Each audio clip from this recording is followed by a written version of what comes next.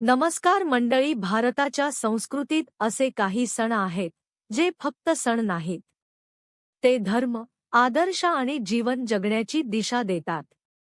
असा एक पवित्र सण म्हणजे श्रीराम जन्मोत्सव, रामनवमी. ही कथा सुरू होते पवित्र नगरी अयोध्यामधून, जिथे राज्य करत होते राजा दशरथ. पराक्रमी पण एक दुह.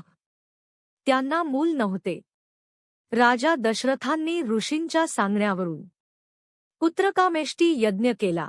यज्ञानंतर अग्निदेव प्रकट झाले आणि त्यांनी दिला दिव्य प्रसाद, पायस, खीर. तो प्रसाद राण्यांमध्ये वाटला गेला आणि काही काळानंतर चैत्र महिन्याच्या शुक्ल पक्षातील नवमीच्या दिवशी दुपारी राणी कौसलेच्या पोटी जन्म झाला भगवान श्रीराम. त्याचवेळी भरत, लक्ष्मण आणि शत्रुघ्न यांचाही जन्म झाला. विकिपीडिया +1. संपूर्ण अयोध्या आनंदाने न्हाऊन निघाली. राम म्हणजे कोण? राम म्हणजे आनंद देणारा.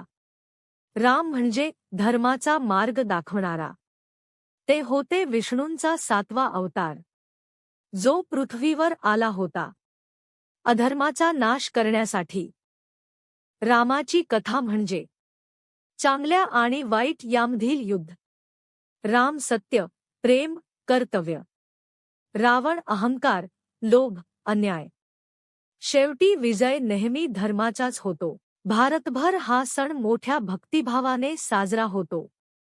मंदिरात पूजा, भजन, कीर्तन, रामायण पारायण, उपवास आणि प्रसाद.